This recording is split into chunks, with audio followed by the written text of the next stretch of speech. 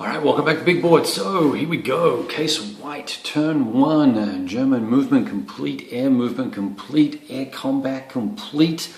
We had to do some funky, I don't know where the Polish Air Force is, die rolling, fake myself out routines, because the meager Polish Air Force here, which is in this X, it starts basically hidden, and the Germans have to invest their first turn using their air power to attack the Polish air.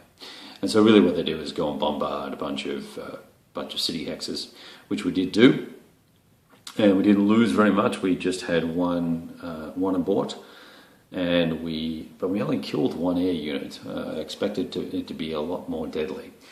So, after kind of fighting with and we've had a couple of combats over here. So we're kind of part of the way through the first turn of Case White for the Germans, and we're progressing through the combats, starting at the top, moving down, and we've got to about here. And I'm going to do this wing of the map here. It's just a little bit, maybe 3 or 4 or 5 more combats to go.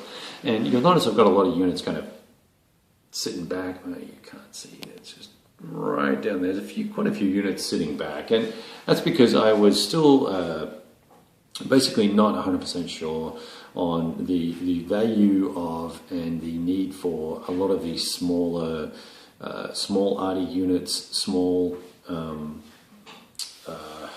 Now I've forgotten their names. Doggone it.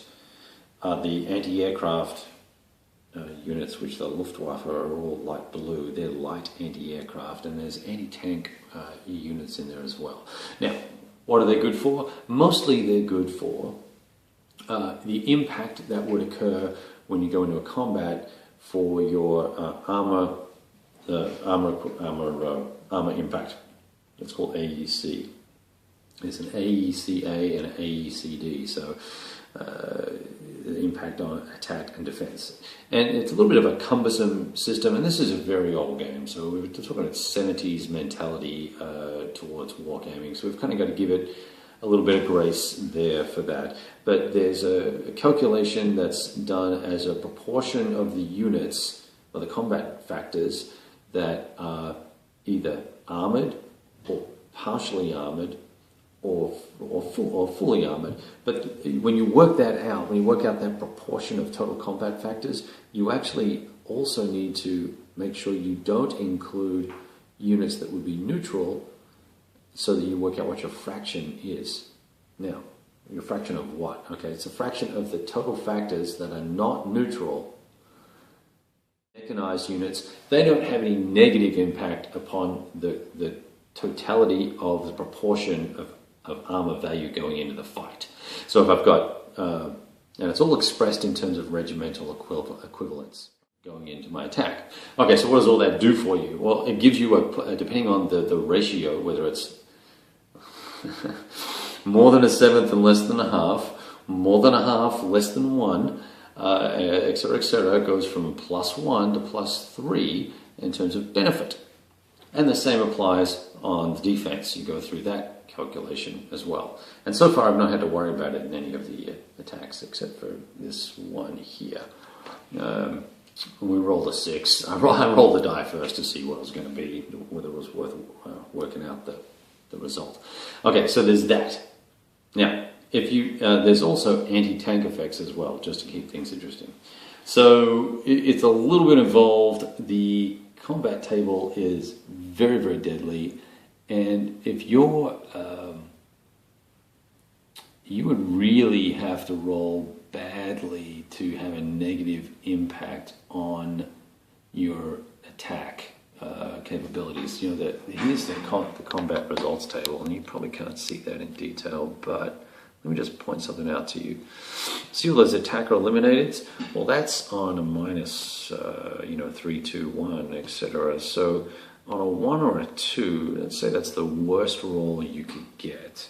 Because you're obviously not going to go into a combat, you're not going to know everything that's in the stack.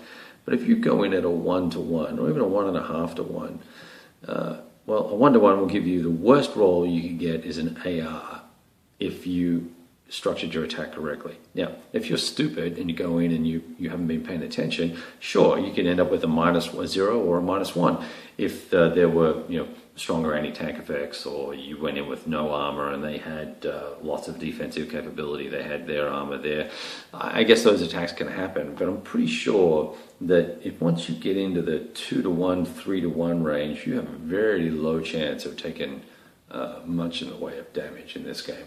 So that's an interesting challenge for the game, because it seems to me to favor the desire to be very aggressive with combat. So come the Polish turn, I'm thinking we're just going to, if we can find some decent results, I think we're going to have at it. And we may not end up with a very historical result, but we may have some fun.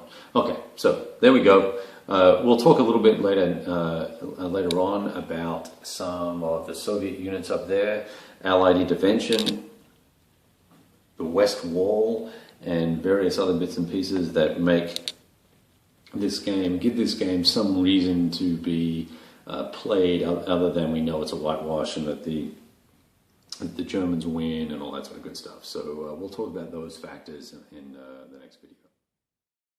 Ignore parts of that previous little conversation we were having. I'm not going to talk to you about the proportional value of armor effects.